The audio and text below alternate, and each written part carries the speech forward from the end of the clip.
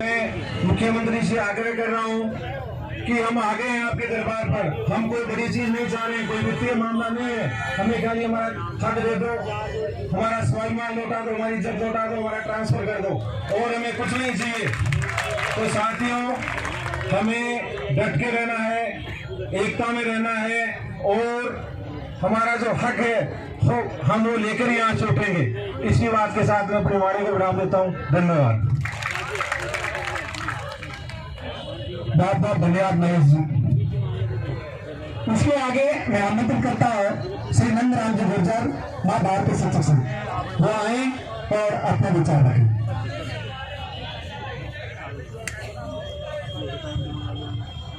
मंच पर विराजमान सभी संघ पदाधिकारी महोदय, सम्मानित मंच, आप सभी का बहुत बहुत आभार कि आपने आज तृतीय श्रेणी शिक्षकों के मुद्दे को लेकर जो मंच हमें प्रदान किया है, उसके लिए मैं तहे दिल से आभार प्रकट करता हूं।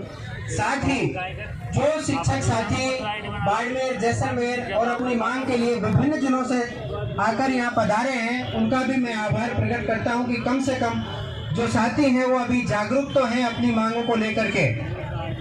मैं आप सबके बीच ये कहना चाहता हूँ कि आखिरकार हम कब तक अपनी मांग के प्रति जागरूक नहीं होकर के घरों में बैठे रहेंगे।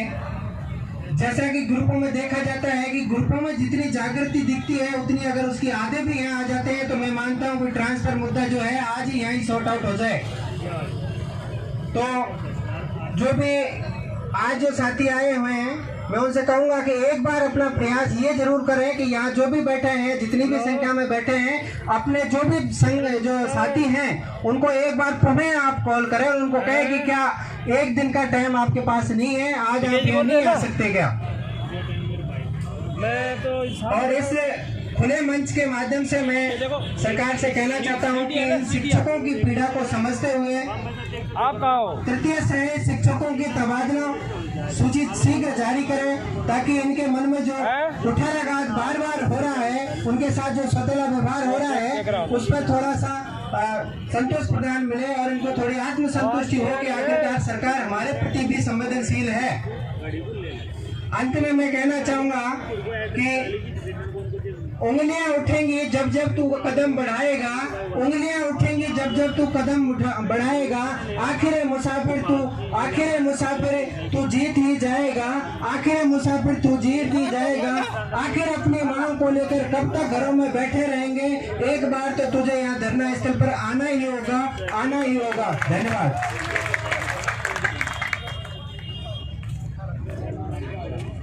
बहुत बहुत धन्यवाद नंदराम जी। इसके आगे मैं आमंत्रित करता हूँ श्री अशोक कुमार जी शर्मा झालावाड़ से। श्री अशोक कुमार जी शर्मा झालावाड़ से वो आए और अपने वक्तव्य रखें।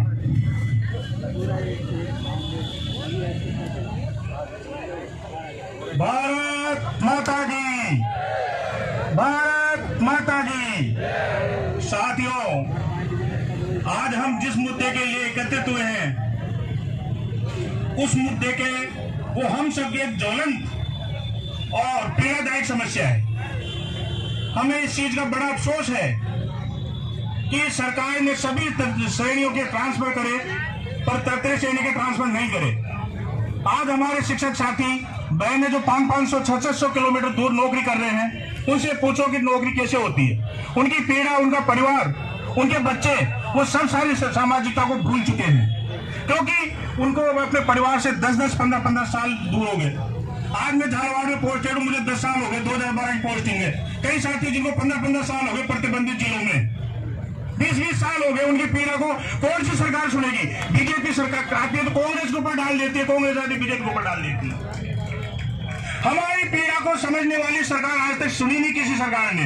आज कांग्रेस सरकार को 4 साल हो गए, लेकिन इसने हमारे तृतीय श्रेणी शिक्षकों के साथ में हमेशा धोखा किया है, पॉलिसी के नाम पे धोखा किया है। अभी भी कल परसों में पढ़ रहा था बीडी कन्ना जी स्टेटमेंट कि नीति बंदी है, गोपनीय है, वो जाए नहीं कर सकते। क्यों नहीं कर सकते जाए? जब तुम्हारे निजी स्वार्थ होते हैं तो उनको सब तुम लड़ते हो, और जब हमारा मुद्दा होता है, कर्मचारी का मुद्दा होता है, तो सरकार क्यों नहीं उसको ध्यान से देती है?